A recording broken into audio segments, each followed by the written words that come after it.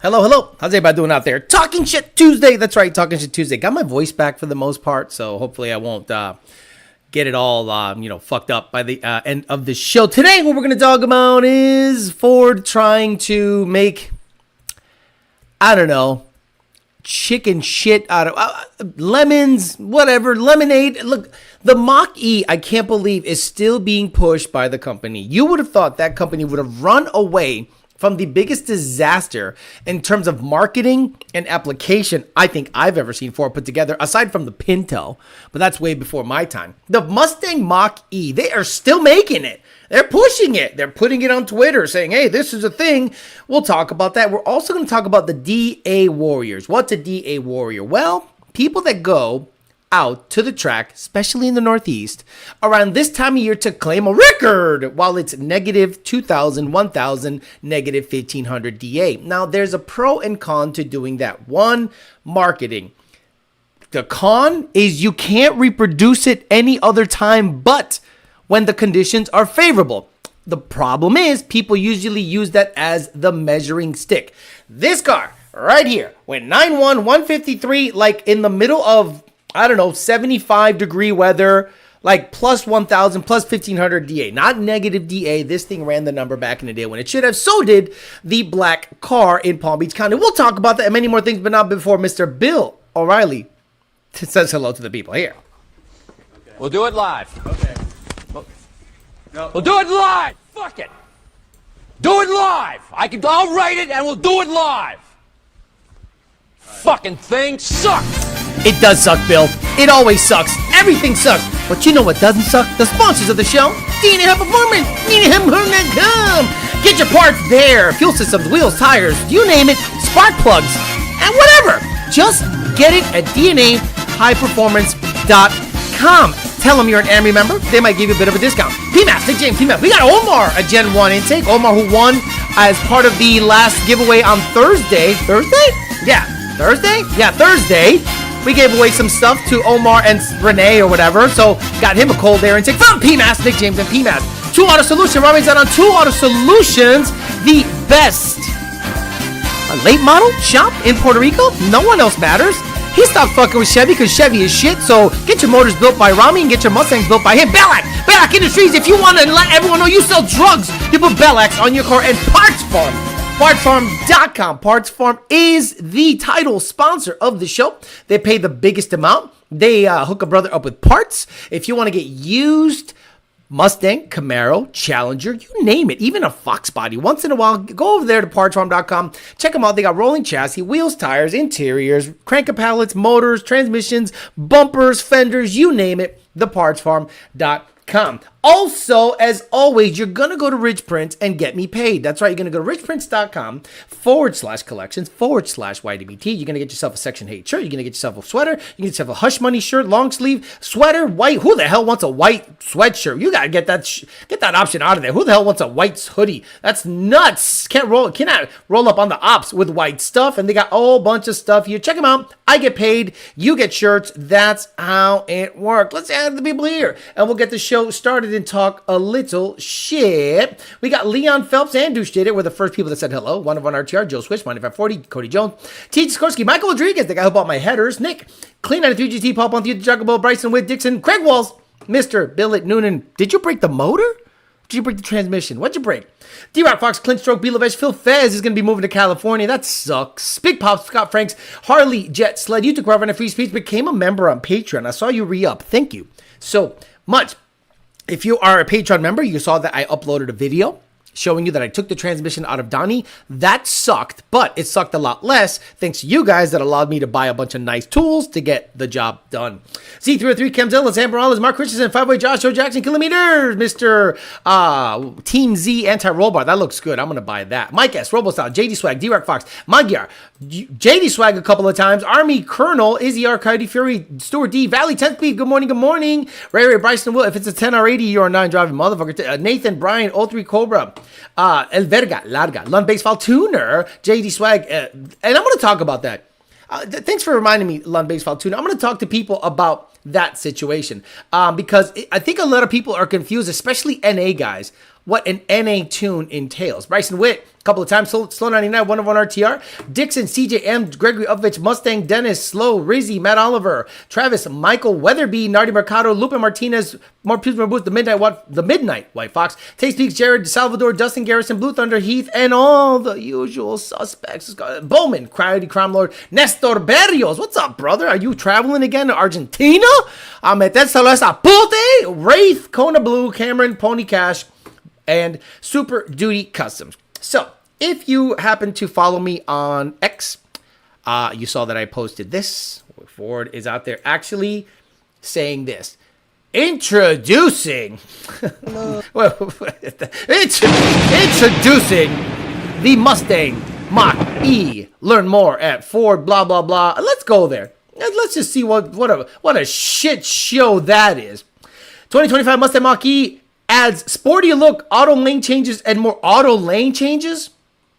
I'm not going to read all that. I don't give a... Oh, my Lord.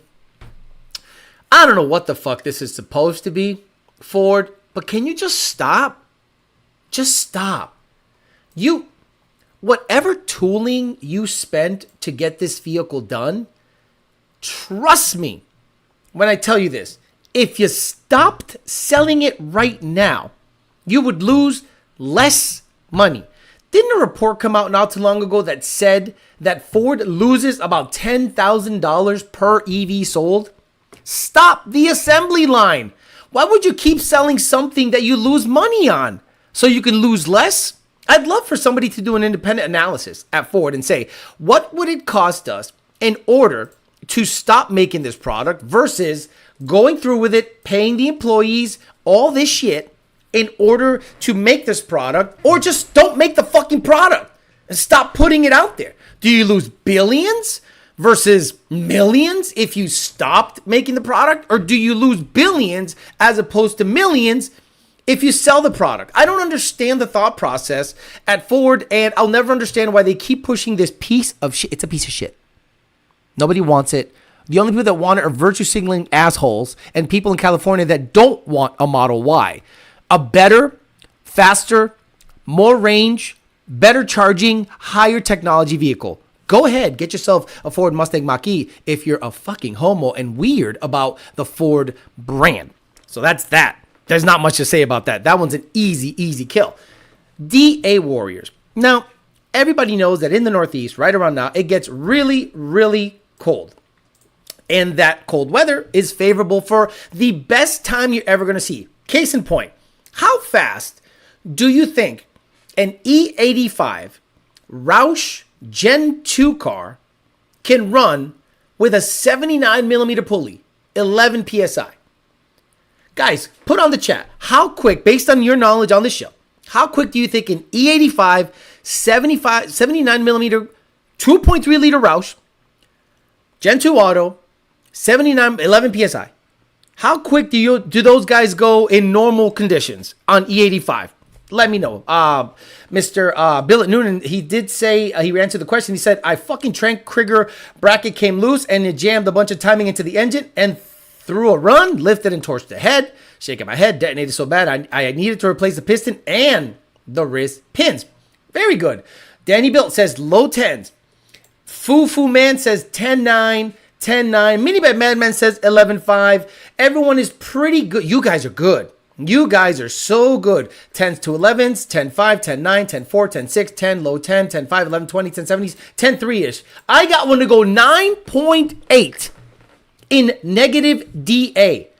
9.8 in Maryland in 40-degree weather. Slow S197, you're smoking crack. I got one to go 9.8. in negative DA. So that tells you that the negative DA gives you 2 to 3 tenths, maybe more, depending on how happy the car is. So everyone that has run, let's say, 10-2, 10-3, they go out on a negative 2,000 day, run that 9, and then they'll say 9-second Mustang. And you're technically correct, but this is the problem. When you go racing in the summer, people are going to say, hey, ain't this the car that went 9s? Yeah.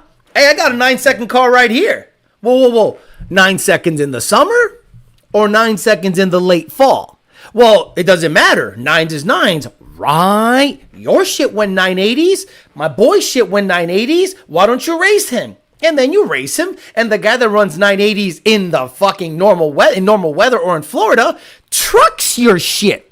And you go, wait, I don't understand. Or people go, I don't understand. You claim 9 seconds, and you got beat by a 9-second car. Well, I went 9s in negative 2000 DA. Oh, got it. So don't claim what you run in negative DA and run people that run that number all the time. Let's say in Florida, where the weather does not vary that much. I know guys in Florida that wait for you don't even hear their shit is out. They are not outside. You don't even hear of them racing until January and February, and then they put it back in the garage. And they claim that's the number the car runs. My car went 8s. My car went 9s. My car went 7s in negative DA, or let's just say as low DA as possible. While most guys that run all year round and have, let's say 3/10 variable, meaning they run this number whether it's hot outside or whether it's cold outside, they run within 3/10. Those guys, I would think, can claim that number better. So DA warriors are going to come out nowadays. This is the time. Come out, guys. Come out and play, because this is your time to shine before you guys in the Northeast put it away for the winter. And you guys that want to get that 9-second or 8-second quarter mile time, now is your time to shine. And there's a positive and negative about that. Yes, you get your number easier, but then if it comes time to racing people in your, let's say, ET bracket, you might be half a second behind someone that does it in the summer. So that's going to be an interesting thing when you see everyone posting time slips between October and, let's say, early December in the Northeast. It is, in my opinion, a skewed number. Unless they do it in somewhere like Florida, because this is why I laugh when people come down to Florida. Let's say they race all year round everywhere else. Michigan, fucking St. Louis, Kansas City, all this shit. Then they come to Florida and race FL2K late summer hurricane season, and this motherfucker does not even run within half a second of what it ran everywhere else in negative DA. And you wonder what's wrong. What's wrong is the guys that run in Florida run it in this shit all the time. So they have a slight advantage in running in terrible conditions. And then when they go to tracks like MIR in the middle of the fall, and the Northeast, or let's just say Georgia, SGMP in let's say the fall, because it does get cool up there. They're like, this is shit. We've been running in soup all year, and we run badass in soup. So it is interesting to see them run a badass number, but then people that come from the north down don't necessarily improve on that situation. So we'll talk about all that stuff. Now let's talk about real quick what I'm experiencing in the ticket system. And this is a phenomenon that only started happening after Gen Z started driving and Facebook and TikTok became a thing. So when you get an NA tune, right? Let's say you have a Gen 3 Mustang, because that's what's really being tuned right now. Gen 2 Mustangs are usually bought by guys that go racing, people that know stuff, and Gen 1s. Gen 3s are bought by people that don't really know much, and they just want to go fast, easy. So let's say you buy a Gen 3 Mustang and you have a PMAS or JLT intake. What do you expect out of a Lund tune for $325 or $350? An NA tune. The NA tune is the entry level of tuning. Entry level. That means here's the tune. If we have to tweak the JLT MAV curve or, whatever, that's it. You get 1, maybe 2 revisions and you're done. This isn't the I want 7,500, 7,700, 8,000, 8,200 RPM shift mode game. This isn't the drag mode, manual mode. No. You get 1 tune, 2 revisions to maybe tweak the fuel, and you're done. You're done. That's it. All the other extras, that's not part of the package.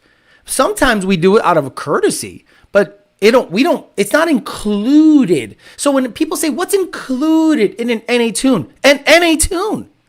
That doesn't mean all the little tack-ons. If you want tweaks, adjustments, infinite, okay, pay a remote session. Pay a full deal, $500+ remote session, and I'll give you all the shit you want, but you got to pay for it. So a lot of people are thinking that they can wring that towel dry for the $300 and something. And I'm like, wait a minute, what What's going on? Now, people say other people do it. I get it. People that have 1 or 2 tunes a week, maybe 3, maybe 10. Like if a run-of-the-mill tuner has 10 tunes a week, of course he has the time to sit there and just hammer this shit out. Because he was one of those tune from scratch guys. And he'll go out of his way to slight Lund, and he will literally spend, I don't know, 20 revisions on your NA car just to be able to say on Instagram or TikTok one day, I tune better than Lund. No, you have one customer. So you tune that customer to the end of time because that's all you got going on. And then you wonder why you can't pay your rent, why you can't do this, because you don't really have any volume, because you don't race, you don't have any vet. You know, you literally become friends with all of your customers. And I think the customers want that treatment until they have to step up. And this is the problem with when you try to step up. The moment you pay for E85, bro, I got you. I got you. Hey, Alex, I want to go E85. Boom. Okay, what do you want? Drag mode, manual mode, cam load. Here you go. No problem. Here you go. See you later. But an NA tune, pump gas, no, that's like one tune. That's all it is. One tune, maybe a revision or two. If you say, hey, I want to go 85. Okay, you want drag mode? You want manual mode if it's an auto? What do you want? Okay, I got you. Cam load tune. Here you go. No problem. It's not an issue. So we're starting to see, or I'm starting to see in my list, forget the other guys. I'm talking about me. Everyone wanting every single little thing. And I push back. I'm sorry.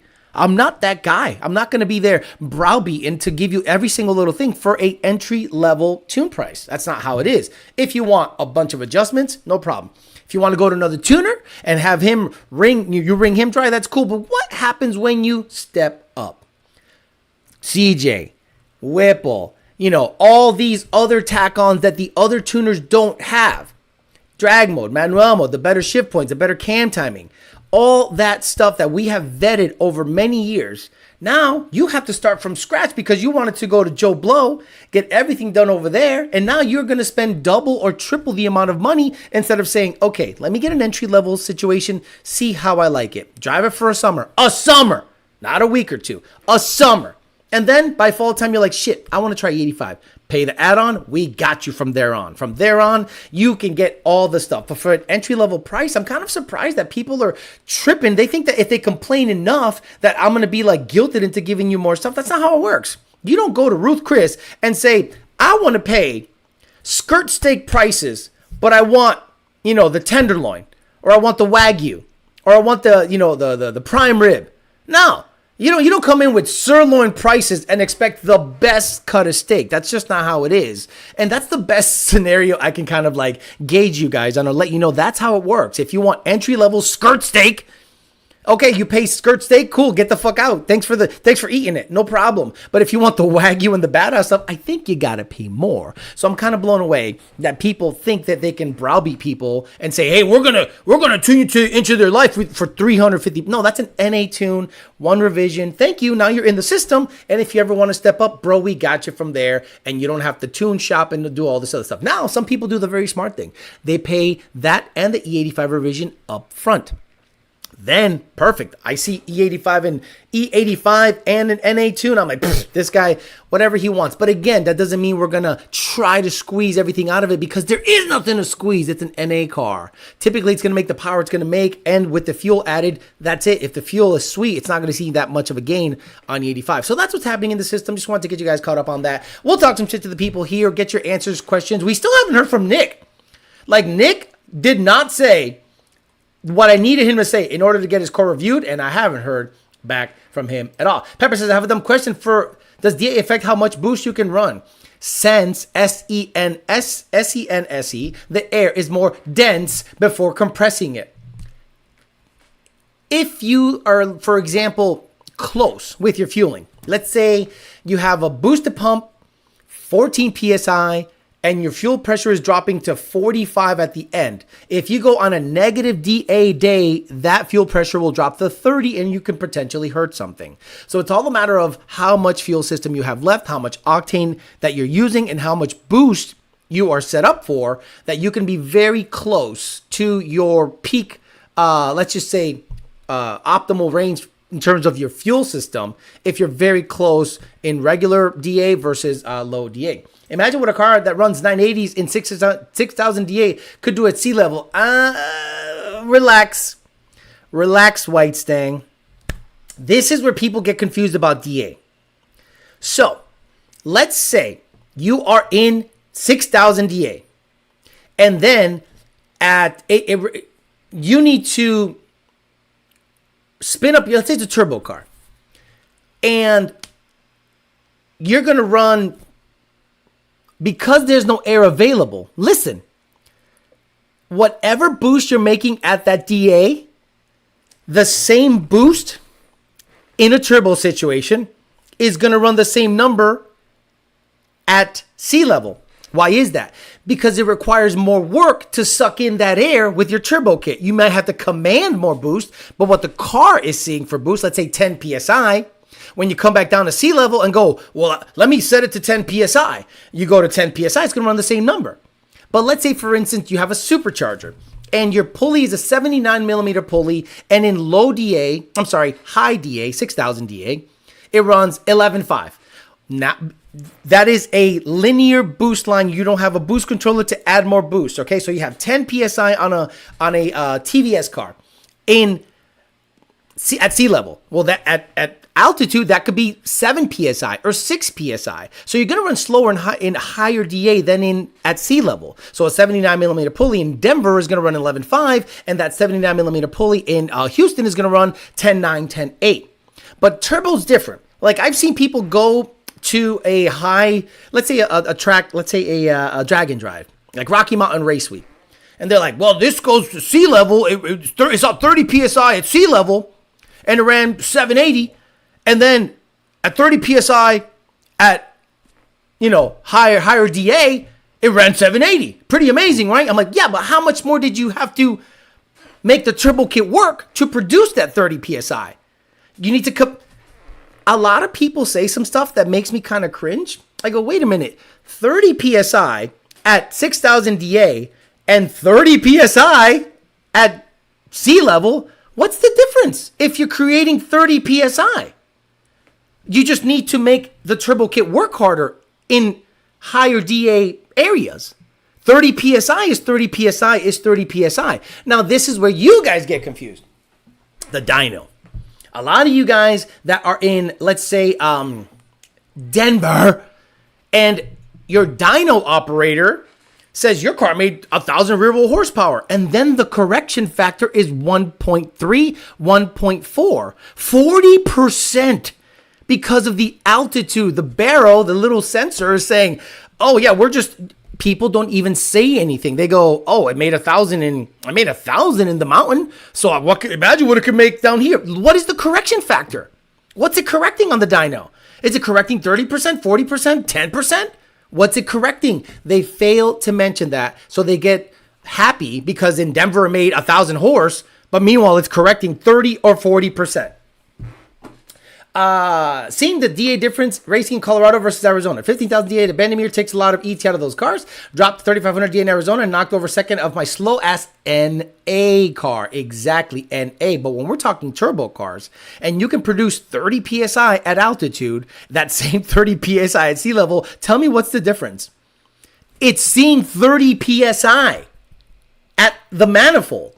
So 30 PSI at high altitude and 30 PSI at sea level, what's the difference? What's the best heads to throw? Don't care. What's the DA in the Mariana Trench? Someone said Nick is probably, I didn't see it. Where'd it go? Forget it. Nick is probably cleaning the dried clouds. Stop it. I don't care about him. He's fine. He was the one that wanted to be on this shit. And I'm like, bro, sorry. Like, all you got to do is say a couple of words. Is relative pressure not absolute? The turbo compares, okay? The other problem at high altitude is that turbos are very difficult to get to spool up. That I understand. 30 PSI to what? Relative barometric pressure. Hello, Theos and fellas. Hope you're doing well. S50 Theaters to go to is, you think Hellcat engine is superior to the Gen 2 Coyote? Well, that's an interesting... I saw, again, this is those podcasts that fuck you guys up. The Coyote, in stock form, is not better than the Hellcat motor in stock form, right? Like, we all would agree that, right? We agree to that. I'm not stupid. The Coyote motor in stock form is not as good as the Hellcat motor in stock form. The Hellcat motor is supercharged. makes 800 with boost and fuel. Boost and fuel, those things can make 1,000 no problem. A Coyote needs a blower to do that. Do you understand? We're talking about how it comes from the factory. Now, full stop. The Coyote Predator version, because it is a Coyote variant, the Predator GT500 version, that's a better comparison. See, you have to be pretty specific when it comes to what you're comparing it against. If you were to say a Predator motor is comparable to a Hellcat motor in terms of which one is better, absolutely, I would say the Predator version of the Coyote is more comparable to the Hellcat. But when you're talking about a Gen 2 Coyote, NA is a 440, 420 horsepower motor. I mean, the podcasters unfortunately think that the Coyote automatically makes 1,000. No, it needs turbos and fuel. Whereas the Hellcat on pump gas make 800. So this is a very simple thing to I'm not stupid. The Hellcat motor is better in stock form than any Coyote. And even, I would say the Predator, because that's like what, 700 something? 760? The stock form is a stock long block. Okay, no, it's not. Stop it with that long block, short block. A Hellcat motor has a blower on it. A Coyote motor does not have a blower on it. We're talking Hellcat engine, no supercharger, aka basically taking a scat engine. Guys overspin blowers all the time at altitude trying to make that boost. Anything Hellcat is ass, the finna get stole. That gives you the blower for free. Exactly. Garrett L says Hellcat 6.2 without the blower is far less superior to the 5.0. Why are you removing the blower from the equation? Why are you removing the blower from the equation? The Predator without the blower is far less potent than a Gen 3 Mustang motor. Stop playing this fucking game. Stop comparing VE. Stop doing stupid internet arguments. A Hellcat motor is not a Hellcat motor unless it has a fucking blower, assholes. The Predator motor without the blower is less potent than a stock Gen 3 Mustang motor. So please stop the silly fucking This is Instagram all day. Just dumb stuff. Well, if you take out one piston from the Hellcat motor, it's not any bit. If grandma had balls, she'd be grandpa. Your comparisons are stupid. If you're having these dumb arguments, please drink bleach. Because you're stupid and you're wasting your time. But Alex, full bolt on any Gen 3 Coyote can walk Hellcats. Gen 2 Coyote is better than any NA Hemi. See, now you're talking. See, Juan? Now you're making sense in my mind. If you're comparing an NA Dodge motor versus an NA Mustang motor, sure, but let's not get it twisted. What's the Scat Pack make for horsepower? Scat Pack horsepower. 485. Name any Coyote motor stock that makes 485 horsepower besides the Dark Horse. Right? But you're talking Gen 2 Mustang motor? No, the Scat Pack motor makes more power. Now, if you throw boost at it, that changes everything. But again, we are not here to make Instagram arguments. This is not that chat. We're not retarded.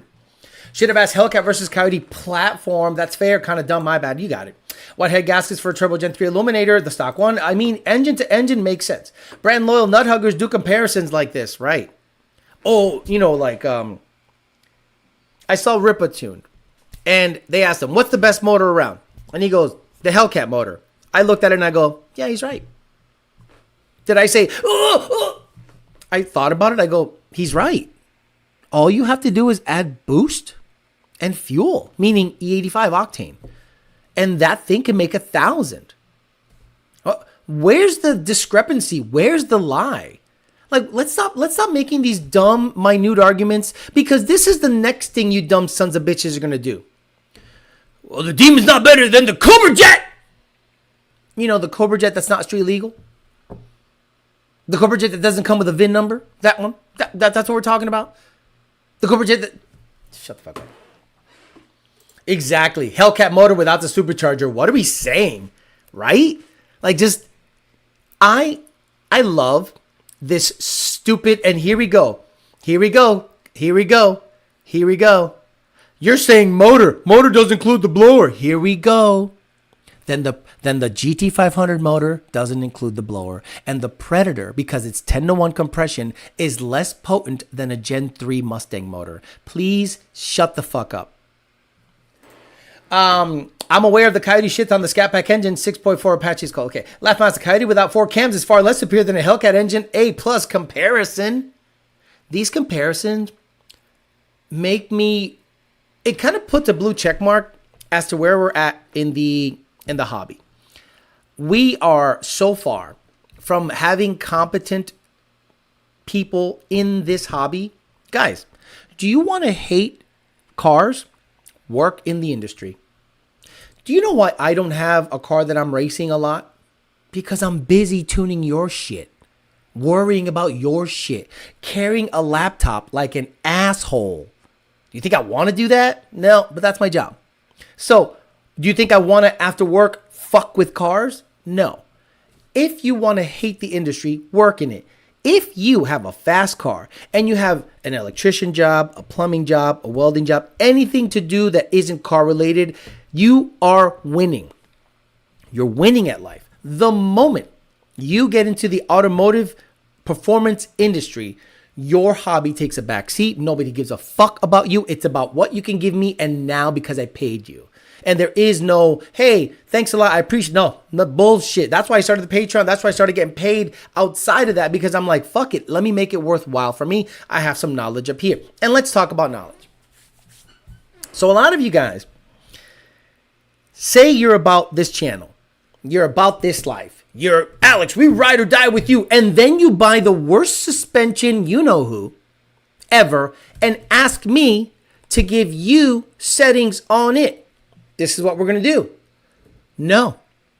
If you are stupid enough to get duped into buying shit-ass suspension products and ask me to bail you out, guess what, asshole? I'm not helping you. Fuck you. That's right. Live with your bad decision, dumbass. I am tired of fixing everyone else's fuck up, helping your bad decision making because you buy subpar parts to try to make your car run a number, and then you say, well, yeah, Alex, I'm on your Patreon, tell me the settings on this shit-ass suspension. Oh, you want me to help you? Why don't you talk to the fucking guy who sold you the suspension? Well, I'm using his settings and it's not working. Well, guess what, asshole? That's what you get. That's the service you get. You paid for that service. You bought those parts. You paid for that service. Car isn't hooking. It ain't my shit to make it work. As a matter of fact, if I hear you have that suspension company's name on your shit and you ask for settings, no, I'm going to say respectfully, disrespectfully, no, I'm not going to help anyone that's a fucking cuck make their product look good because I know what makes that suspension work. And it's literally a 180 of what they recommend. Fuck that shit. Amen to that. 10 plus years at the dealership, says Ford. Foo-foo, damn. If you wanted to get really stupid, technically, it's an engine, not a motor. A motor's electric. You're not wrong about that. They even compare the Demon 170 to the Cobalt Camaro and the GT500 Code Red, which are both not street legal. You can only daily register the Demon 170. Like, for fuck's sake. Time to drink the Dark Horse wine. I'm close. Alex isn't wrong. I wanted to help people and became a nurse. Now I can't stand people. That's why you run an Anderson PMS. Denial doesn't make a car perform better. I've been looking on Facebook Marketplace and classifieds up here in Toronto, and I have a laugh almost every time. They all say tuned by one of the best, and it wasn't Lund. Brother, it's the best. I'm an electrician and I'm always working also to pay for my car. Does Mopar have a Lund version for tuning? I think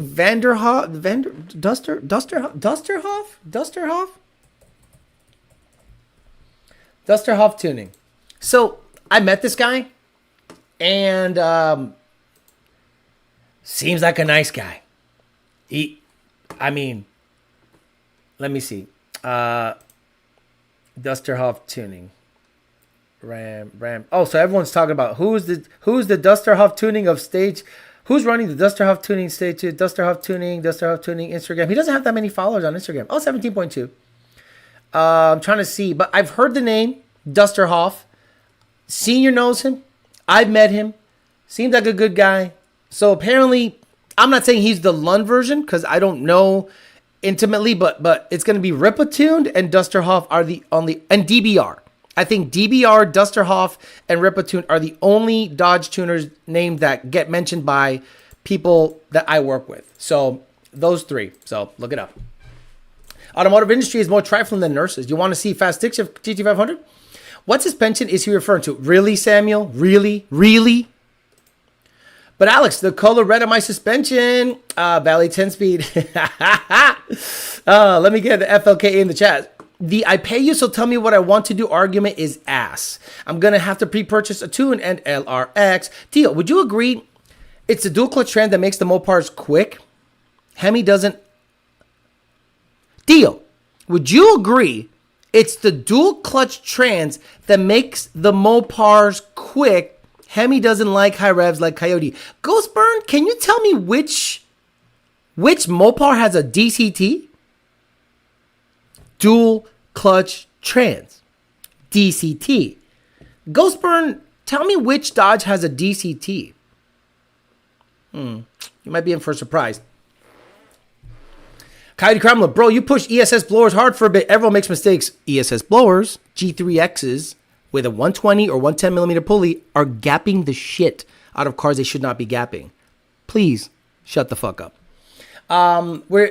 We have a saying in construction, contractor's house is always the last one to get done. I do HVAC and I still haven't done a reduct on my house like I want to. Jay-Z says, hypothetically, how much would it cost to be on a speed dial with someone? Nope, never. I would never give you guys my fucking number. I'm never having a conversation with you guys ever in my fucking life. I love having my sanity.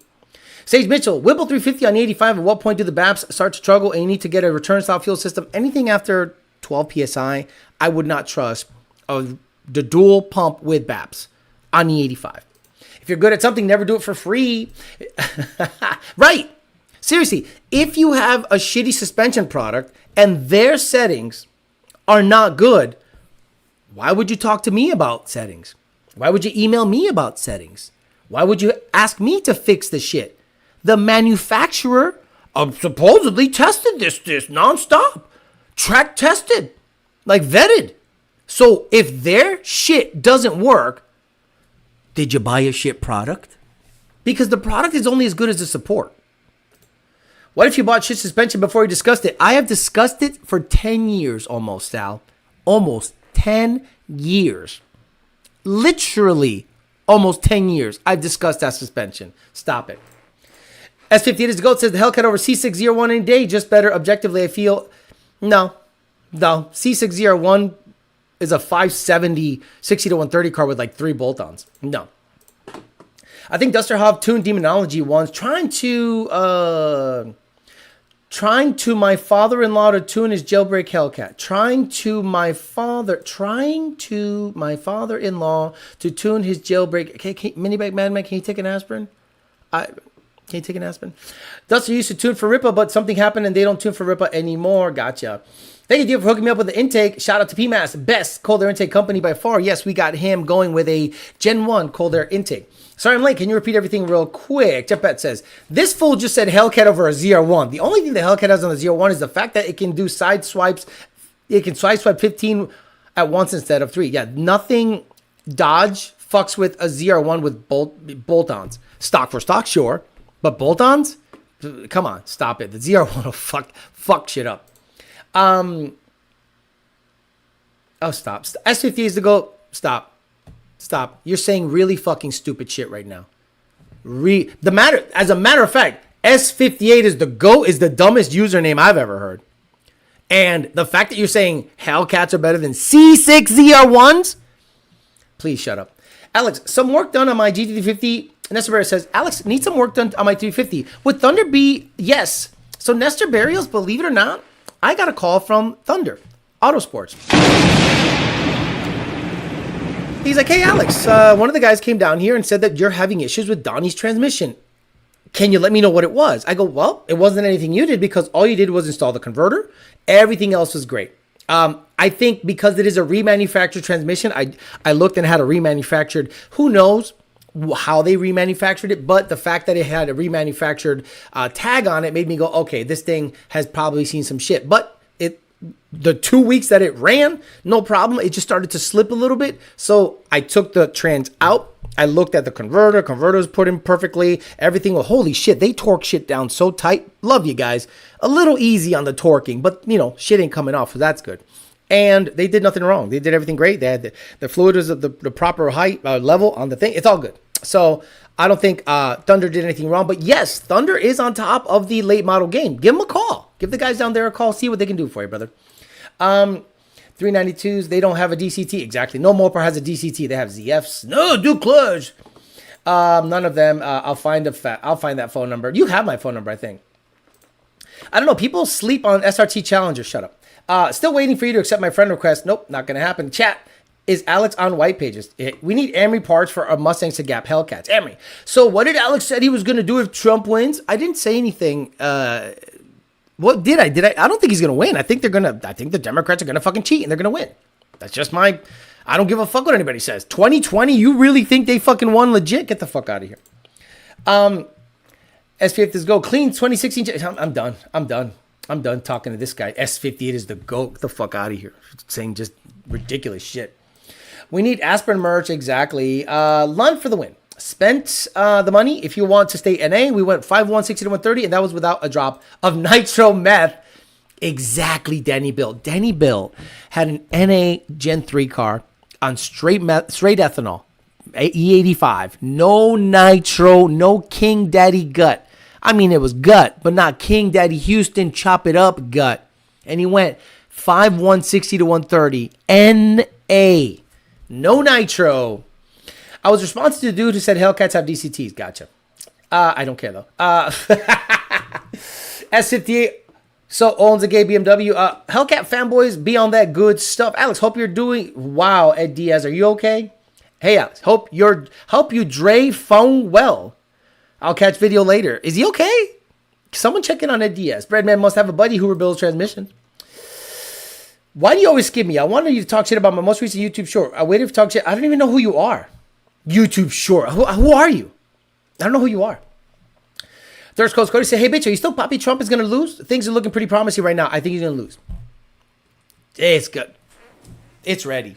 Motherfucker's going to parachute in. You'll see. It's going to be fucked up. It's going to be fucked up in 2 weeks. It's going to be fucked up. You'll see. I'm not going to do shit if he wins. If he wins, I'll celebrate.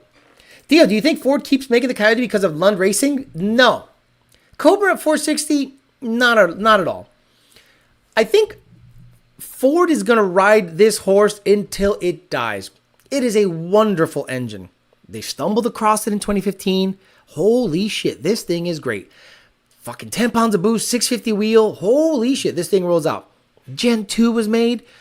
My God, what a perfect car. 10 seconds, Roush package. You could buy a 10-second Mustang from the factory with Roush stuff, back with Ford Performance tuning and Ford Performance parts. I love the rollout where they introduced the Gen 2 with the EcoBoost, the NA Gen 2, and the Supercharged Gen 2.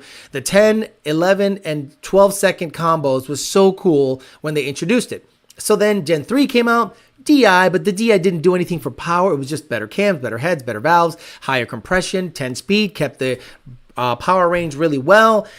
And they're like, why would we give up such a great motor? Like, they put it in the F-150, and the F-150 just now has become like one of the more desirable dig vehicles out there. Like, who would have thought the Ford F-150 short cab regular cab short bed RCSB is going to become as the dig badass with minimal stuff vehicle of our time. Like, it's almost better if you're dig racing to shove a Whipple on a RCSB than a Mustang if you're dig racing on the street. Because the Mustang, you got to do a lot of work to get that motherfucker to hook, especially if it's an IRS situation, unless you shove it in a Fox body. But the Coyote, they're going to make until they can't, until federal regulators, like the one that made Elon Musk strap a seal down to a board and put headphones on his head, tell it to stop making V8s, or the gasoline particulate filter comes out. Dual processor computer coming out next year.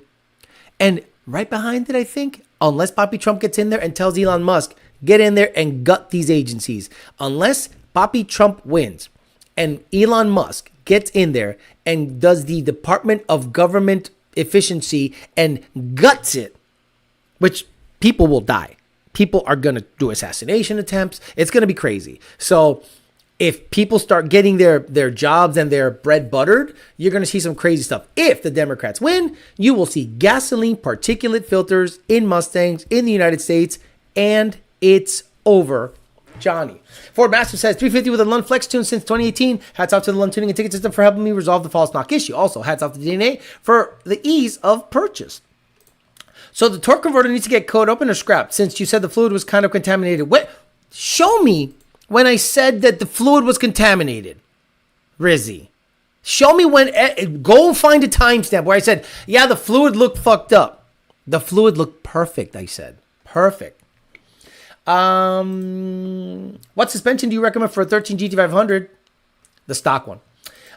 You said if Trump wins, you'll let Nick's car on the show. He still has to say the right words. If you have to grow out your hair for 4 months if Trump wins. 4 months? This hair? This hair? The horseshoe? Nah, I'll never get a date. Fuck all that. Alex, I think you said you'd give me your phone number if Trump wins. No. Trump wins. Alex goes to Cletus and Cars. That's easy. I can go there with a mask. No one knows who the fuck I am. You and your boyfriend can leave.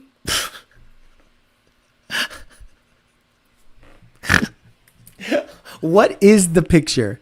What is your profile picture? What is that? A can? What is that? Let me see. Can I make that bigger? Yeah, hold on. Let me see. Let me see this.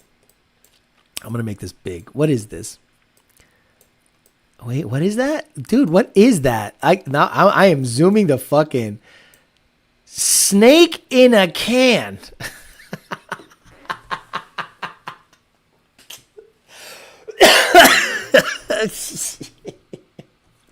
What is happening with Buddy? Like, what is happening with people? I must admit, one of the better things I look forward to on this chat is the silly names, like you guys make the chat. Obviously, I'm just here to facilitate what you guys say, but you guys make it happen because some of that shit is funny as hell. Jay Walker, oh no, you? Trump probably win. He's pulling ahead of the average of all polls in the battleground. That doesn't matter. Here's the Rizzy we know. I might have misheard you in one of your videos. Yeah. Yes, you heard me say the fluid is perfect, and you went, "Oh, the fluid is not perfect."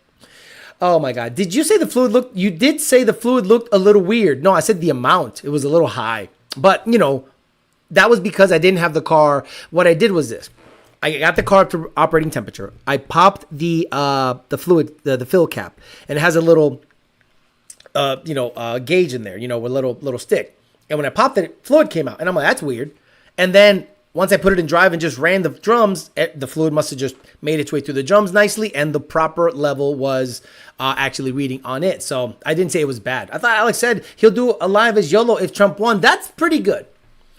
If Trump wins, I'll do a complete live as YOLO douchebag. I will bring back YOLO douchebag for one live only. That's the only thing I'll do if Trump wins. Boy, that's going to suck. My voice is going to hurt. I'm going to have a headache after the show. I'll probably call everyone a homo, which I do now. Alex, do you feel the Boss 302 motor is closer to Gen 1 or Gen 2? Gen 2 architecture, I would say. And the power limit is the same as Gen 2, about, 900. Again, crank gear, oil pump gear, crank sprocket, Boss timing, chain set, boost and fuel, make 1,000. Fucking Dakota made 1,000.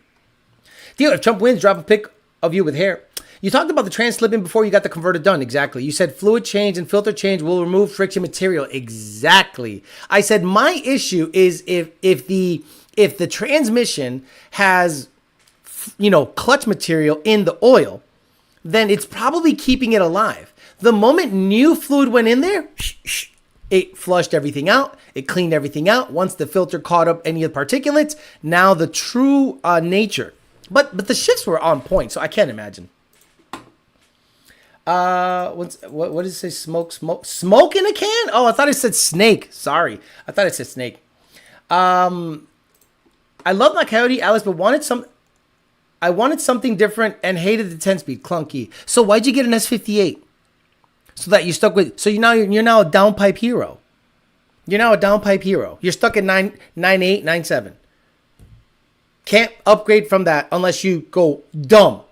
I'm talking about aftermarket fuel system, pure transmission, all this shit. So, okay. If Trump wins, Alex does a Terminator build. No way. And how many miles does the third gen Coyote do you recommend slapping a blower on it? These questions really, really... Boosted 5-0. Oh, sorry. My mistake. Reading comprehension. Not slapping a blower on it. Anything over 80.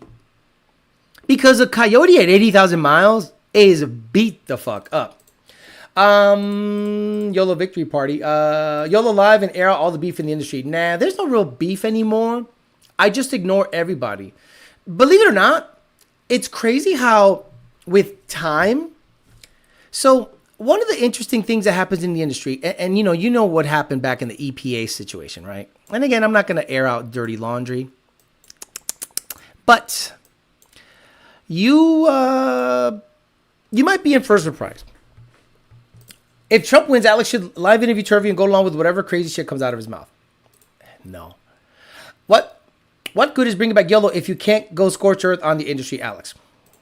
You're right. Would my B camps sound like that with the idle turned up? Okay, the joke is dead.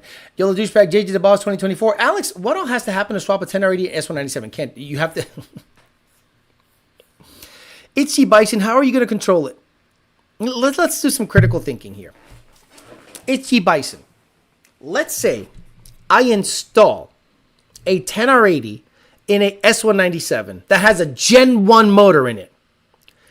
I somehow make the connections in the harness so that no codes come up. Somehow, by some absolute miracle, the connections are totally different.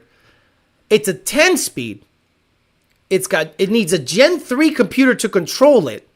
So tell me, do some thinking, Ichi Bison. What do you think needs to happen in order for a 10R80 to be put in an S197? Go. Technically nothing. You just put it on. To make it work, you need custom programming. Hell, you can't. It's like saying, why can't we put a 6R80 in a Gen 3? That would be a better question. Same reason. See, a lot of you guys need critical thinking skills. I've literally received questions in the ticket system that say the following. Alex, I got a P1297 code. P1297. No. P2196. 2196. Oh, perfect. Hey, Alex, I got a P2196 code. What do you think it is? And then I go to Google, and it says P2196, O2 sensor signal, biased, stuck, rich, bank 1. So I go, did you Google it? Okay, it says rich code. Okay. So now I have to talk to this person like a child. Hey, Billy, did you do anything recently to the car? Oh, yeah. I went to get it inspected, and I put on the stock cold air, and it failed. Okay. Did you receive a stock cold air tune? No. Oh, so the programming in the car is expecting an 120 millimeter cold air intake, but you shoved on a 95 millimeter cold air intake on it, and you're wondering why it's giving you a rich code. People do not make the connection. Guys, I love you. Being burned out is a possibility. I totally get it when someone's just like, I'm checking out. I get it. Because there is only so many times you can say the same thing over and over and over before you fucking snap. Now I get it. In the grand scheme of things, this isn't a construction job. But I understand why someone would just absolutely lose their shit. You know what I do? I type out the response so that I get it out of my system. I basically type out a 5-paragraph insult, and then I delete it. And then I said, it's more than likely due to the cold air change. Oh man, thanks a lot. But you got to get it out of your system, because if not, it gets bottled up and you just explode one day, and you don't want that. Just swap a whole Gen 3 drivetrain and harness, 10-speed swapping S197 is a downgrade anyway. I agree. Why the fuck would you swap an inferior transmission? Exactly. Itchy Bison, you get a hold of Turvey, he'll get it done for you. Being a millwright, how come you haven't done a high mileage rebuild on a cheap motor? Rings, bearing, head gasket, maybe rods, because I'm not stupid. Why would I do that? Why would I do a rebuild on a high mile cheap motor? I'll just buy a new motor. I can afford a new motor. Do you think I like rebuilding cars? Do you think based on my millwright experience that I enjoy taking a fucking 6R80 out of a car on the ground? You think I enjoy taking my freshly built $12,000 fucking paperweight out of the car, sending it to 3 different states so they can all tell me it's all shit? You think I enjoy the process? You think it's calming to work on a car? Well, your millwright experience, you should rebuild a high-mile piece of shit. Why? Or I could just make more money and buy a new one. Well, you should rebuild a high. No. Understand this. Do you think slapping bearings on a Coyote is a smart thing? What if it has abnormal wear on the crank? What if it has abnormal wear on the cylinders? What if it has abnormal wear on the cam journals on the heads? What if it has abnormal wear on many things? The crank, whatever. You think just slapping bearings on a shit is a proper rebuild? No. All the tolerance have to get checked. All of the, you got to mic, the OD, the ID of things. You got to make sure everything's within tolerance. And you think I want to do that? That's an engine builder thing. People think that nobody enjoys working on cars unless it's their only car and they have a complete different career that has nothing to do with cars. Nothing to do with cars. Stop it. Yeah, exactly. I hate it, but I'm good at it. I never understand how people want to modify cars with no research and studying. I probably looked at your videos and others for 2 years before I started. Best street suspension, the stock one. Can you look, you guys, I don't know what you're doing. See, JL Design, you guys might think I'm giving you like asshole answers, but you're giving me, no offense, dumb questions. Best street suspension. Stock. Are you road racing? Do you want the car to handle well? Do you get an Ibach Pro kit and you get some Bilstein shocks and call it a fucking day? Coilovers and I don't know what you're doing. I don't know what you're doing. So when you ask me best street, I don't fucking know. Let me go out there and buy every model Mustang there is and buy every different suspension there is and install it on the car so that I can say Bilstein shocks and an Ibach Pro kit. A lot of people here don't realize time is money. Bro, are you guys just making channel names with Alex quotes? It is funny. Insert hypothetical irrelevant questions. Hey, Alex, let me ask you a question. I've been waiting on the chat for this whole time and I want to say something. What's the best street tire on the car thing? Well, what are you doing? Well, I'm driving on the street. Where else do you drive? In space? What? What's the best street suspension? Well, okay. Are you driving on the street? No, in the mud.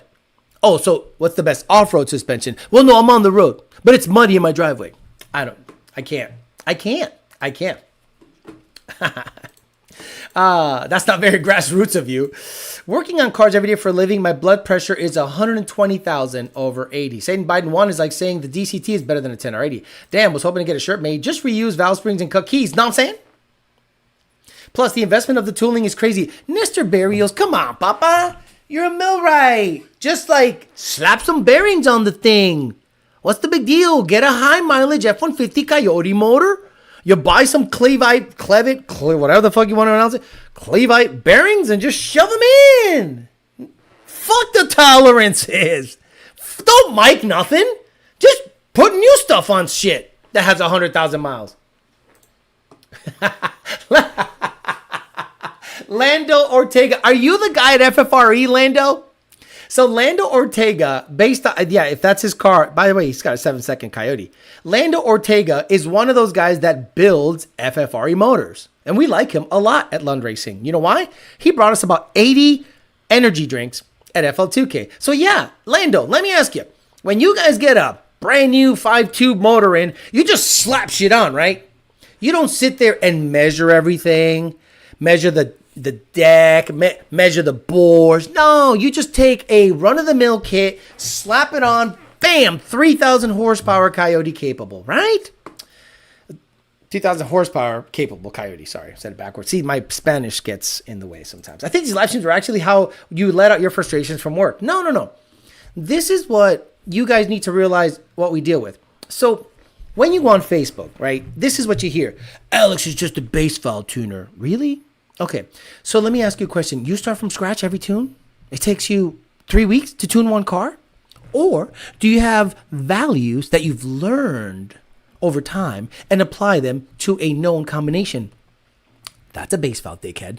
And then you adjust. So what happens when I get a log back that looks like ass cheeks? I go, you fucked something up because I verified all my shit. Oh, I forgot to tell you. I switched the injectors in the middle of the tuning session. I go, oh, got it.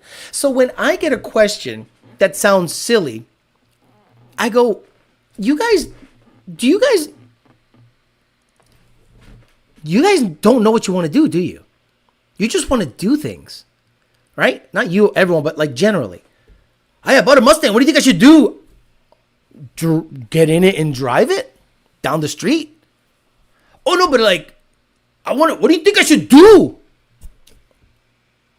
I did not modify my Mustang for 2.5 years when I got it. You know why? One, I was broke. Two, I was in Massachusetts. I couldn't do anything. I couldn't put off-road exhaust on it, nothing. When I put cat deletes on it, I moved out of state. Put a lowering kit, put IBOC Pro kit. Actually, I had H&R Super Sports, the piece of shit. I had some dumbass control arms. Car went 11.7 with a Lund tune and a JLT. Took that JLT up, put a PMAS on it, drove better. And then I started modding the car. Oh, you know what? I want to drag this thing. And then I said, you know what? I made my mind up to drag race this thing. Let's configure it to drag race. Then I started modifying the car to drag race. A lot of people go, what do you think I should do next? I don't fucking know. I don't know what you want to do, man. I have no idea what you want to do. Rebuilding engines. Imagine the peasant chat, Kona Blue.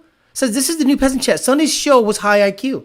Could you imagine the peasant chat was a higher IQ show than the Tuesday show? How much mileage is too much mileage for my girlfriend? Should I look for a replacement?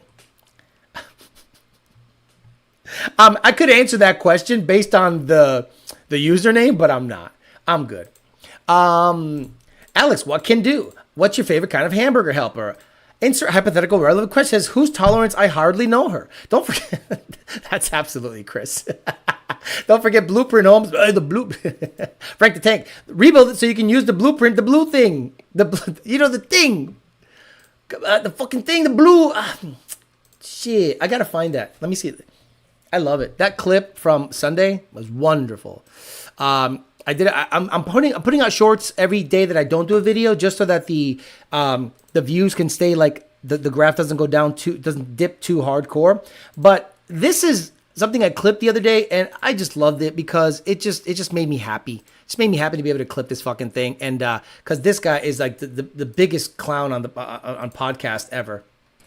I want to know what the fuck he knows. I'd expose him easy. Hey, you know the blueprint, like that blueprint thing that you put on heads to port them. Blueprint? Yeah, like the blueprint, like coño, órale, güey, ¿cómo se dice el blueprint? Dicom? Dicom? I'm not talking about gay women homes. I'm talking about that blue shit you put on the heads, man. It's called Dicom. Ain't no way some blue shit is called Dicom. Yeah, it's called Dicom. Nah, hell no, it's called like blue. It's called Blueprint.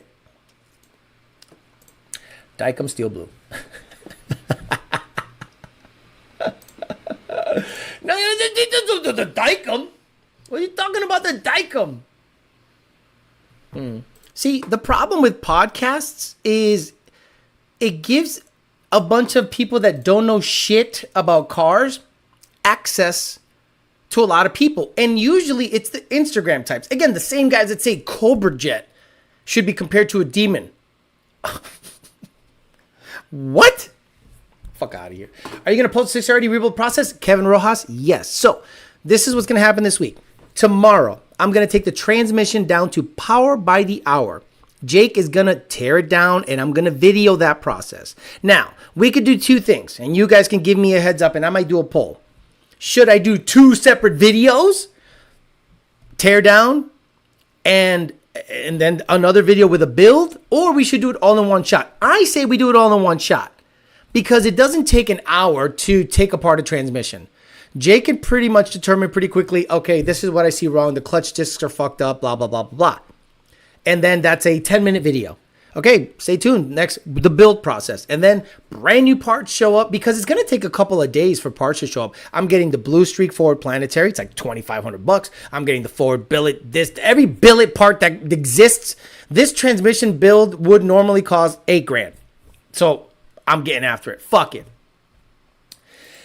Coyote Souza. Shit's hilarious when people ask me what mods to do to their car. I set my car for 8th mile, no prep. So what I do is going to be completely different than what someone wants to do on the highway. The broken English. What ET do you consider quick? Quick or fast? Please get that joke. Out of the box, tolerance says plus blueprint equals 2,000 horsepower. Says, it says, I thought it was Lando saying that. But I built both on Coyote, so it means I'm a Coyote expert. Winnie El Poo definitely thinks about the blue engines when he hears there's a company called Blueprint Engines. Do a quick member live during the breakdown. Get the fuck out of here. JL Design says Lund tuned air and exhaust. S550 true Jeeper. And just want tips on suspension, piecemeal with Bilstein and handling with polys. Kevin Rojas. Doesn't matter. We're going to see them anyway as much as the detail would be perfect. Got it. How do you make more money? Do that. No, I don't make any more money with 1 or 2 videos. I think it's kind of the same thing. Give us a long stroke, Unk. Ayo. I say split it up into 2 parts and post each part on days you don't stream. Keep those metrics up. Exactly. That's exactly. One video says Valley 10 speed. God damn it. We'll see. Does the trans-relearn function on an N-Gauge clear the transmission adaptive tables? Yes, it does. But this is what you also should do in my most humble of opinions. If you, let's say, have a 10R80. How many of you own a 10R80 car? And it's been driving fine. It's stupid. And then you do a watt pull. Right? And right after the watt equals wide open throttle for the noobs. Wide open throttle watt. And then after the watt pull, you take off at a light and it goes.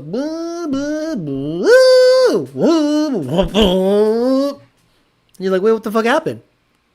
Well, the transmission was used to you just going 35% pedal, a certain pressure, a certain RPM shift point. And then one event, the transmission goes, whoa, this son of a bitch asked for 100% pressure, this torque, slamming the gears, 8,000 RPM shifts. So what do you think it does on the next shift? It goes, should we like anticipate? Because it's just doing math. So you just came off of doing a wide open throttle pull. And then it's like, well, do you want more of this sauce or no? Because the programming is shit. And I think there's little ghosts behind the machine that we don't have access to. Because why doesn't Chevy have this problem? Why doesn't Chevy at mild power levels have this problem? I had problems NA. I got to get the fucking thing out of here. But Chevy doesn't. So I think it's in the ghost of the machine architecture that we don't have access to. Because the thing just fucks up. So anyway, go ahead and do a trans relearn, but also do a cam reset. The only reason I say that is this. A customer one time said, hey, Alex, I don't have the ability to do a trans relearn on the device, but I can do a cam reset. And I think it was an HP Tuner's device. And he did a cam reset, and he goes, the shifts got better. I go, get the fuck out of here. Sure enough, I didn't see any flaring happen on the 4.5 or the 3.4 or the lockup. And I go, we'll do both. So then a week later, a guy with an N-Gauge was like, hey, Alex, my trans is flaring. I go, do a crank relearn. Do a trans relearn and a cam reset. And he did. And the car seemed happier. So, bada bing, bada boom.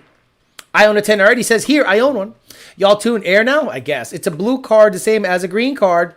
One video. How much for the Air tune? Alex, can I add 20 horsepower to the Air in my room with the LRX? Did you say water WAP? Adaptive learning bullshit. Mine drives like shit when it's cold. Give me the stupid transmission, says Curtio. Skip shift. My traps are fast and quick. Says there's 10 gnomes running the transmission. You should make a short tuning called Changing the Blueprints. Carlos Bajena says that's why I like the 6R. It was reading my mind. Camaro doesn't do it. Izzy Art says my F-150 starts to shift like a GT500 DCT after highway pulls. After highway pulls, your DCT will shift like shit. Then you drive it normally for another, 20 miles, and then the shifts magically fix themselves. So I think there's a ghost behind the machine somewhere that just does dumb shit. I don't know why. Jake was the one that brought it up one time. See, Jake has intimate knowledge of these transmissions. Jake literally was a transmission guy when he worked at the Ford dealership many, many years ago. And that's how he became Billy Badass transmission 6R80 guy in the Ford world. He really has an engineering mindset. And he goes, I'm going to be honest with you. After seeing all of the troubles, the 10R80, guys, let's have a conversation. What parts break in a 6R80? Go. When you're making big power, what parts break in a 6R80? Go. Then I'll ask you another question right after that, after I read the answers. Don't wait for the fucking translation. Answer the question. Mike Evox says, my next question was when to use the cam reset function. Thanks, brother. You got it. Lando Ortega. Nah, we just leave it and board to 3.63 stock 5.0 board. Let people say, not a Coyote. Says Lando Ortega. Okay, so on the broken stuff. Forward planetary. Correct. Forward planetary brakes on a 6R80. Correct. The driver. Planetary, intermediate shaft. Very good. Input. Very good. So the forward planetary and the intermediate shaft brake on a 6R80. What brakes on a 10R80? Put it on the chat. What brakes when you're making big power? What brakes in a 10R80? Answer it on the chat. What brakes? I hope you guys can really do some critical thinking here. What brakes on the 10R80 when you're making 800, 900, 1,000 horsepower? I'm saying brakes. Your critical thinking skills suck.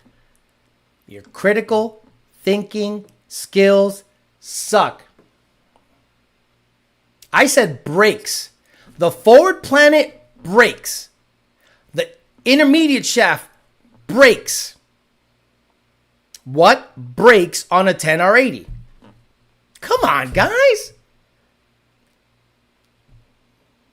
I'm waiting for one person to get it. Not one of you got it. Clutches don't break, they wear. What brakes on a 10R80? The valve body doesn't break. A sprag doesn't break. The CDF drum doesn't break. Sun gear doesn't break.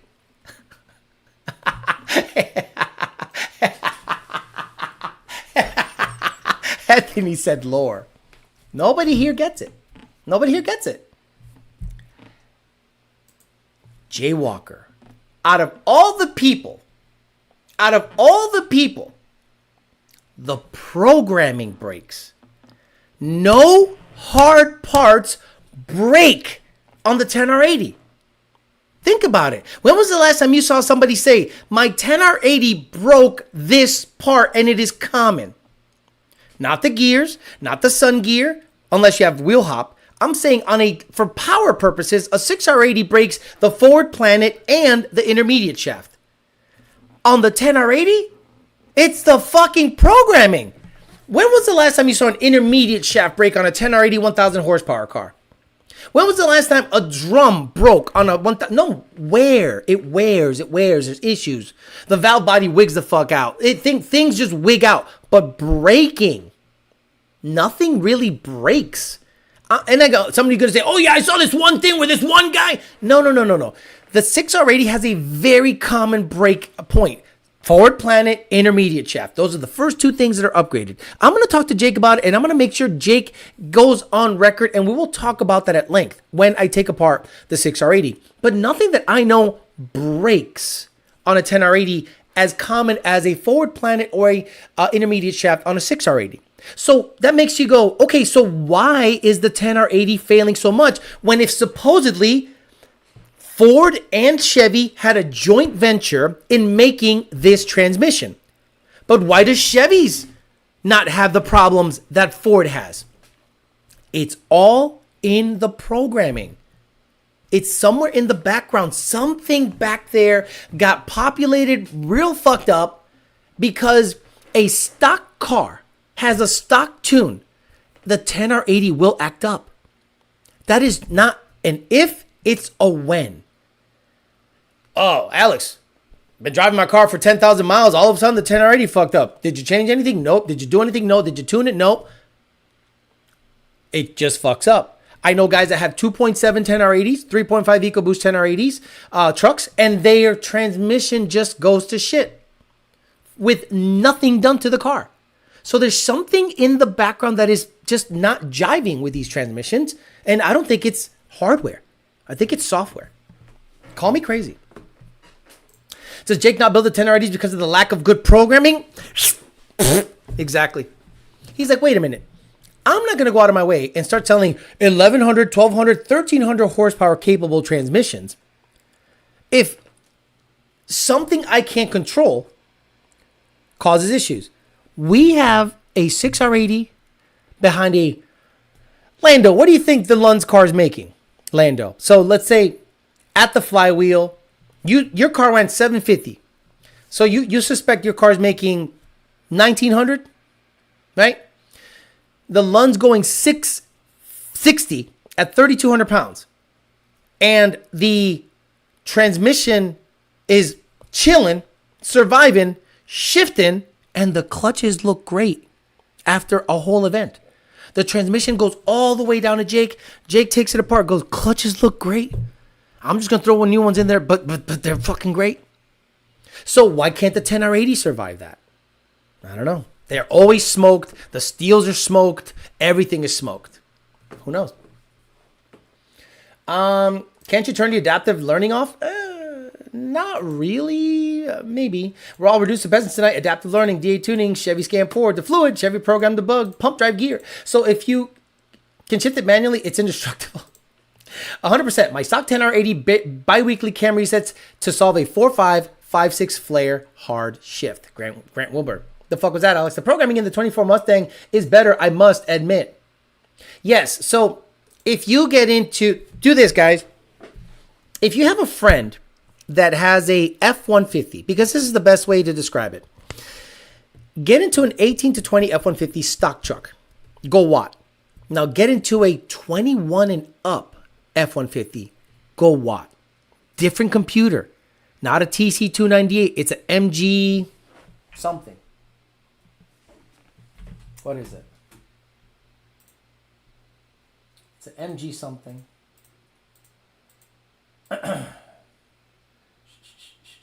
Oh my God. Files. Hold on, kids. I want to know what it is because I forget. Oh, jeez. Oh my Lord. It's an MG1-CS, whatever that is. MG1-CS 036, whatever. It's not a TC298. The 21 and up F-150 has an MG1 computer. Let's just call it MG1. The 18 to 20 have a TC298. Different computer. So when you go watt in a 21 and up F-150, torque reduction is better. It sounds more like a Chevy. That's right. 21 and up F-150s, in my opinion, have slightly better programming on the 10R80 than the 18 to 20 variants. The 24, who the fuck knows? The 25, who the fuck knows? Mustang, though, kept the TC298 all the way up until 2023. So every Mustang from 2018 to 2023 has that TC298 computer. Same strategy for the 10R80 bullshit. Same bullshit happens with the 10R80, but the 21 to 23 F-150 has an MG1. And that computer and that programming and those ghosts in the background seem to do a little better with that transmission programming. Alexander Savage says 2,400 horsepower Lund's car. Yeah, so imagine that 6R80 is like chilling, not a problem. Late never rain too. The programming gets fixed one day for the 10R. Do you think you'll find more weak links in the hardware? See, I don't think the fix is in that computer. I think the fix is somewhere else. And someone asked about Motec. I think Motec has access to Ford parameters, but I don't know if they can. Vit is super smart, but I don't know if he can like fuck with the 10R80. He fucked with the 6R80 heavy though. That's good. Just get a quick 10 box to fix the programming issues. Sarcasm. Clutch diameter is too small on the 10R80. Hello, Alex. We're gonna get the GT500 popping a wheelie on a shirt. I don't think so. Like a lot of people want that picture that's up on the wall on a shirt, but I already think it's on one shirt. We don't need another one. I have never had one problem. Then you're that one guy. You're that one guy on the planet that has never had an issue with this 10R80. Solenoids are currently controlled, whole new thing. Solenoids are current controlled, whole new thing. Makes sense. Rodrigo Salsa says, my wife's 2020 Explorer 10R80 had to be replaced within 3,000 miles. Jay Thomas says, my 21 GT would upshift too much on casual acceleration, causing spark knock. Grant Wilmer says, can't Jake tell when someone isn't Lund tuned with a 6R due to clutch wear? Let's talk about that. All right. So Jake warranties his transmissions when Lund tunes it. So, for example, let's say you took the transmission down to Jake and you did a max build and it cost you $8,000. You put it in your car and within 1 or 2 runs, it's smoked. It's slipping. It's not good. Send it back to Jake. Jake's going to go, who tuned it? Not Lund. The clutches are smoked. What can you do? The clutches are smoked.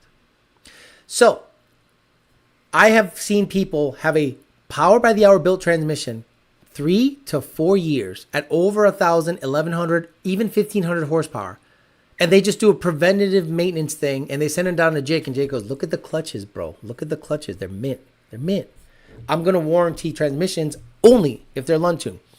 Jake has had to call other tuners and say, we got to have a talk. I cannot warranty these transmissions that are tuned by you because every single one of them that come in and I ask who's tuning it is you and they're all smoked and all the clutches are smoked. So Jake says, no problem. He's not going to change how the tuner tunes. He's just not going to warranty them in the event of abnormal failure if they're not Lund tuned. There you go. DCT over 6R80. No way. And one of the options for a Fox body swap was a bone stock Gen 3 Coyote with a 10R80. A Cobra 460. Are you having a whole conversation with yourself? You just like started mid-sentence. And one of the options for a Fox body swap. Do I need 10 boxes or 80 boxes to make the 10R80 mold better? On my truck, new 22 F-150. I agree with you. Gotcha. I don't know what truck you have, Curtio. My truck never had an issue. I don't know what truck you have. I'm not in your fucking brain. This is what you should have said. My 21 F-150 or my 21 and up F-150 never had issues. My truck never had issues. Well, I don't know what truck you got. Holy shit. Vic, person you're talking about used to tune Hondas? I think so. Nestor, I got rid of the Gen 2 Raptor because of that transmission. I had a mind of his own. Gen 2 ESS 6R80 I need. Jake tears down 6R and it's like, yeah, this is a... Yes. Wait till next outing when he sees a lot more than 2,500, says Lando Ortega. Be cool to see it win ModNats 6R class. We're not going to go to ModNats. And if we go to ModNats, I ain't going to be there. Unless he's being funny. Because there is no 6R class at ModNats. My 10 already loves stuttering between the 3-4 shift. The F-150 calls it a stutter. The converter stutter. Is that a legit thing for the 10R80? Yeah. Converter... Trans, it sucks. Sorry, Jeff Betts. Sorry to tell you, but the 10R80 is shit. I hate it. On the Ford side, on the Chevy side, because Chevy guys are like, what are you talking about, Alex? This thing's badass. We've had no issues. It has great spark cut 1 to 3, 4, 5, 6 seem to do good. If they slip into the gear, it's not a problem. Well, yeah, you guys have either better programming or something in the background is making it happy, where on the Ford side, it's not making it happy. And on average, Chevys make more torque, like a Camaro, a Escalade, a CT5 Blackwing. That's a 10R transmission. Have you heard of issues with the CT5 Blackwing 10R? I haven't. Someone tell me to stop. I'm too deep into Facebook Marketplace. Nardo Bacaro says, sounds like Jake is constantly calling. No, I think he called once or twice and he's like, you know what? I'm just going to warranty Lund stuff. I wonder how many people switched to Lund because of Jake's warranty. If you race a 6R80 car and your transmission is built by Power by the Hour and you are not Lund tuned, you are absolutely throwing money away. 6R80, Power by the Hour transmission, not Lund tuned, making over 1,000 horsepower. I guarantee you rebuild it every year. Or your tuner has to shift the 1.2 and 2.3 at 4,500 RPM so it can make the 7,500 shift. Sorry about that, Theo. I need aspirin. Lost Bills the Mechanic says, damn, what have I been missing? Hello. The chat sucks tonight. It's not good. Theo, can we talk about SpaceX or some shit? You're too worked up. It's all good. This is good, though, because when you listen back to it, that's what you guys want. You guys want me to lose my shit. That's all you want. I get it. I understand. I know where my bread is buttered. I ain't stupid. I come here with a certain energy. Are the ZR1s reliable overall? Absolutely. If I hadn't, let's say if I had a 20,000 mile ZR1, it'd get a pulley and exhaust. No cold air, no ethanol, no flex tuning. It would get a pulley and a fucking exhaust and ride out, son. And that bitch will last 150,000 miles. It is a very well built car when you don't stress out the motor too much. The moment IATs become an issue, it is an absolute avalanche of bullshit downhill. Chevy fucked up the forward side of the deal. Can confirm the 10L80 feels a lot better than the 10R80. 2023 50 supercharger with 1050X. BAPs 85 for the win, says Angel C. Hit that like. Lost Builds the Mechanic says Cletus having success without that SMX water. Is he? So, I don't watch the channel. So, is Cletus's El Camino running better now that it doesn't have an SMX in it? SMX seems to be just overkill. I get it. When it's running good, it can propel a car way into the 3s and way into the 6s in the quarter mile. But then something happened with the water or something with the rocker or something with a push rod or something with a lifter. It's like, bro, make that a little smaller. Make a mini SMX. Deal. There's a dumb motherfucker in my town with a lawn racing ghost cam tune. I wonder whose tune they stole. Look, those guys live to ride the coattails of Lund. Let's be honest. You literally are doing a parody of the name. You literally try to actually tune. And you will eventually see the repercussions of those actions. Because eventually people are going to go, oh, are you legit? And they're going to try you and they're going to go, yeah, oh, fuck, this guy sucks. And then you're going to see why you have a parody account running business out of a parody account. Look, it's just a matter of time. Because look, last time I checked, no other tuner that I know in the Ford game has gone as deep and fast in real racing than Lund Racing, like at all. Steve taught about timing today. Couldn't watch it. SMX run good for one pass, then needs a rebuild. Exactly. Alex Salvi says, are you selling any of your cars? I sold my BMW M4 due to cost, make over 800 horsepower. Tuning alone was $4K. That's why it's not worth it. I might sell the GT500, but it's got to run an 8-second quarter mile first. Department of Boost hit me up. And he's like, hey, I was going to build you a new intercooler, but I have one that I saved up forever. Do you want this one instead? And I can get it to you quicker. And I'm like, yeah. So where is it? Omar, Joshua, Quentin. Oh my God. Where is it? DNA, Team Z, Michael. Here it is. Oh shit, that's not it. Where's the... Oh no, he texted it to me. Shit. Damn it. Did he text it to me instead? Text it to me. Here he is. Yeah. He goes, so Alex, I have one ready to go, but it's gold. I said, you have an intercooler ready to go, but it's gold? He goes, yeah, it's gold. I like stupid stuff. So if you want it, you can just have it because I won't be able to get you one for a little while. I'm like, oh, okay. Send it down. So there's going to be a gold intercooler in the thing. Oh, really, Nardi? Yeah, I mean, what are you going to do? He put a body on his go-kart Corvette and it gained about 2/10 and 10 mile an hour in the quarter. That's good. He hasn't had that random come in a minute. He's probably talking about Leroy engine being built by his tuner and seems to be doing great with it. Yeah, look, that guy Pete knows his shit. All right, guys, I'm going to get out of here. Today we talked about DA Warriors setting themselves up for failure, because if you're going to run this time around this, if you're going to run around this time of year and you're going to run your personal best, that's what they're going to put you up against. That's what they're going to measure you against. So if you're like a 9 or an 8 in this weather, and then you go to try a race any other time of the year, you're going to be put up against cars. Because let's say you're racing on the street. My car went 890s. Yeah, negative 2000 DA. Then you go race in June.